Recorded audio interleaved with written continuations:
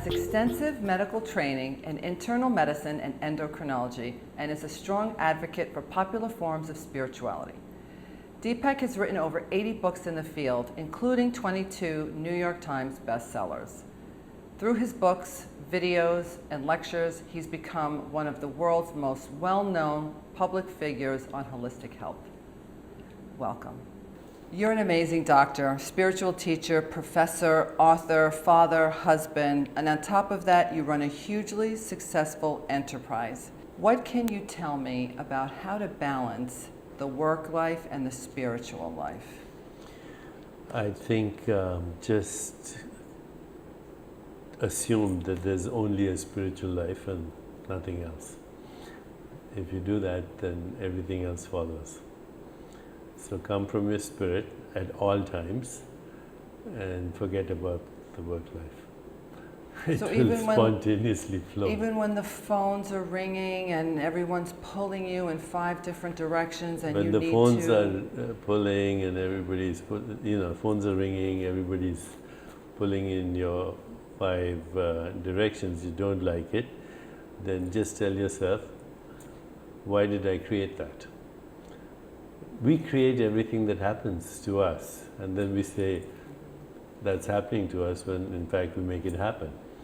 The world that you experience every single moment is a reflection of your inner state of being. So if your inner state of being is peace, harmony, laughter, quiet, equanimity, love, compassion, truth, goodness, harmony, then your world will reflect that. I mean, I have, as you said, all these things going on, but I'm at peace. That's why these things happen. And they happen with effortless spontaneity. If you think you're working hard, if you don't have enough energy, if you're feeling stressed, and if you have resistance, if things are not happening as you wanted them to happen, then you're not connected to your source. So if you're having a bad day, then you're not connected to... Why did I make that happen? Just take 1000% responsibility to what is happening in your world. And if you don't like the reflection, then smashing the mirror is not going to help. Right, because in the end, you're still there. Oh, I love that. Do you have advice for people like me that run a business and have a spirituality practice and have no time for ourselves? You must get good sleep. You must take at least 20 minutes to meditate. You must take time to eat properly and consciously. And you must take time to nurture relationships. Everything else will follow. So, divide your day. Playtime, work time, rest time, sleep time, downtime, and very focused work time. When you're working, be 100% focused. But outside of that, take time to do all the other things. If you're working and you're checking your iPhone or on the computer and for something else, you'll be distracted. So work should be very focused, but it shouldn't be all you have. Can I come live with you? It's called do less and accomplish more. Ultimately, do nothing and accomplish everything. Yeah, that's what I feel like sometimes, and that's actually good advice, is to separate flow. that and set those time limits. Until I started preparing for this interview, I hadn't heard of Jayo. What can you tell us about it? Am I pronouncing that correctly? All right, it looks like so much fun. What was your premise? How did it come to be? I wanted to create a site, and that's what Jayo.com is now, which is the go-to site for personal and social transformation. So I've always had the goal that if we had 1 billion people engaging in personal transformation, we could probably create a more peaceful, just, sustainable, healthier and happier world. So Jayo is a place for everyone, from millennials to older people who want to achieve well-being, whether it's personal well-being, emotional well-being, spiritual well-being, social well-being, community well-being, financial well-being, career well-being. This is the place to go. There's content, there's technology, there's feedback, there are tutorials, classrooms, one-to-one coaching, all everything. of that. And it's going live. It's already live, but it will be formally live by the middle of October, and it'll be available to millions of people. That sounds amazing. It really looked like a lot of fun, and Yes. I'm very excited for you and very excited to be a part of it. Thank you. I'm so excited to learn about the Sage Scientist Synopsum in 2017 that you've organized. What can you tell me about it? The Chopra Foundation is engaged in many activities. Sages and Scientists Symposium is one of them. It brings together the most interesting people in the worlds of science, philosophy, arts and humanities all together. So we discuss everything from the origin of the universe to cosmology, to physics, to biology, but how that applies to the human condition and the future of civilization on our planet. So it's a wonderful experience, and people can find out more about it by going to the Chopra Foundation. But then the foundation does other work. So by the way, the website is choprafoundation.org. Okay. We do other work. We support an orphanage in India. We partner with other people to send about 1.5 million children to school every day in India and get them a meal. But we also do research on the brain, on genes, epigenetics, the effects of meditation on how our genes function, and how we can create a new science which is based on consciousness, and we are calling that self-directed biological transformation. We are actually engaged with many universities to look at gene expression, or what is called genomics, what happens in your body as a result of a reflection, experiencing gratitude, doing meditation, engaging in conscious communication.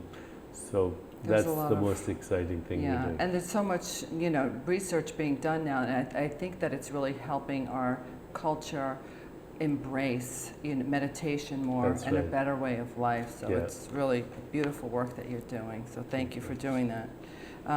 So now your new book coming out this month, Super Genes, Unlock the Astonishing Power of Your DNA for Optimum Health and Well-Being. It's coming out this November. What's one thing that you can tell me that's in the book that I can start today to help change my biological destiny? The one thing would be meditation.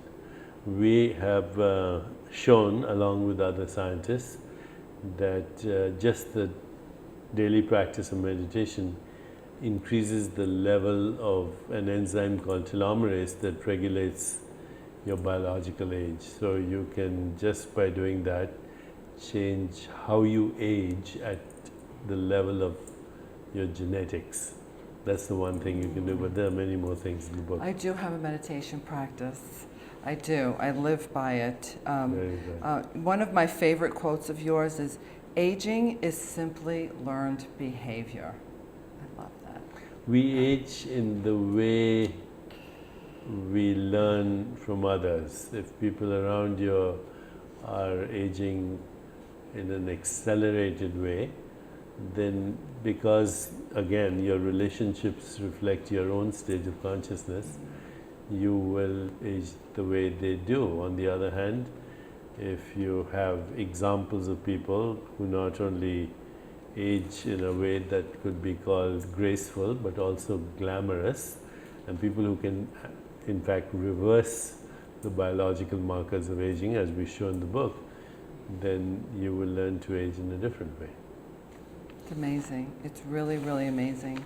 And another interesting thing to see is how the Chopra Foundation combines consciousness with science and the synthesis of science and the soul, as you call it, right? Can you share any recent research breakthroughs or projects that you're working on now? The most important projects at the Chopra Foundation are on epigenetics, which is how the environment influences the expression of our genes. But also now we're looking at the microbiome, which is 90% of the cells in your body. And actually 150 times more DNA content comes in your body is from bacteria. So for every, say, 23,000 genes that we have in our body, which is the human genome, there are 3.3 million bacterial genes. The bacterial genes outnumber human genes by a ratio of 150 to 1. So these are everywhere in your skin, in your gut, in your colon, in all the orifices of your body, and they respond to things like sleep, meditation, breathing, yoga, exercise, emotions, and food. By paying attention to these different components of our daily experience, we can actually help the bacterial genes regulate the human genes. This is an amazing research which is combining genetics with epigenetics with the microbiome. But how can you study those genes while we're sleeping? How do you hook somebody up to a... You take a sample of the saliva or their tears. You can do that. So while someone's sleeping, yeah, sure. Yeah. You can do brain waves, lots of things. Right. And you can correlate that with inflammatory markers and many other things. So much. And also, the effects of sleep can be measured even after the sleep. When a person wakes up? Yeah. How? Well, when you have a good night's sleep, don't you feel refreshed? So there must be some biological correlate of that. Okay. I'm curious to know about how my sleep is. Well, this is what Jayo will do. It will be monitoring your sleep, our website, jayo.com. Right. Sleep, emotions, exercise, heart rate, variability, stress levels, correlating it with gene expression. All on a website if you're wearing a few devices. Devices. Okay, these devices have really been helpful, right? The new technology? Yeah, absolutely. Yeah. So what else can you tell us about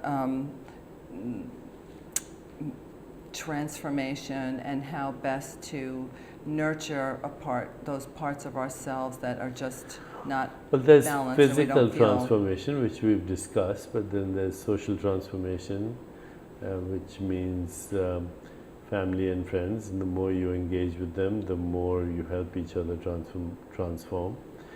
There is community transformation, which is an extension of that.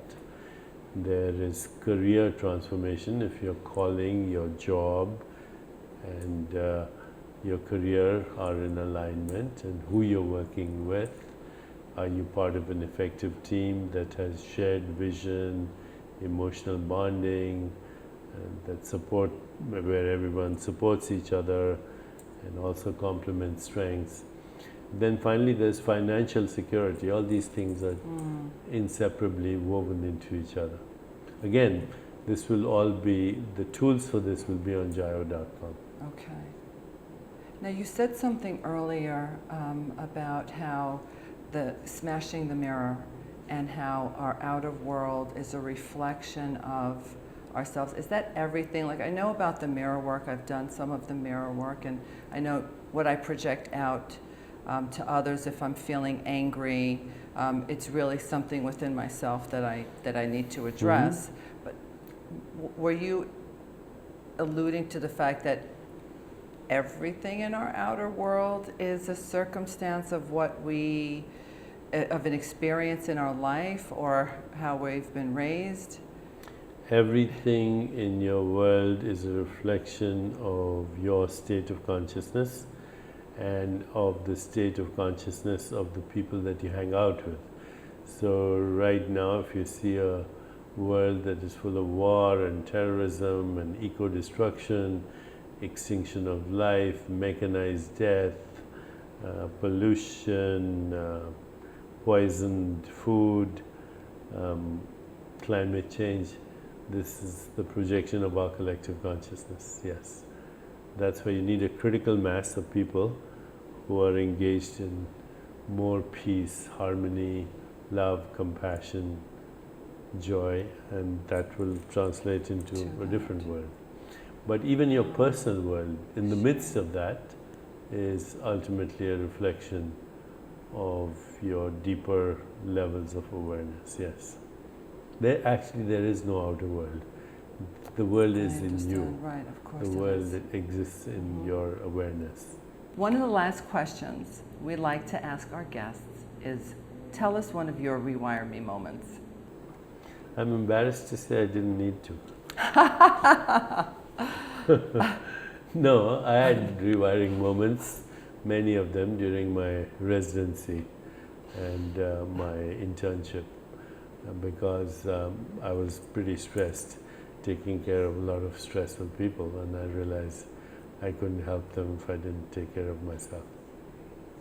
But that was in another incarnation. Mm-hmm. Thank you so much, Deepak. This has been an amazing experience for me, and I'm so excited to share this interview with our audience. Thank you so much. Thank you very much.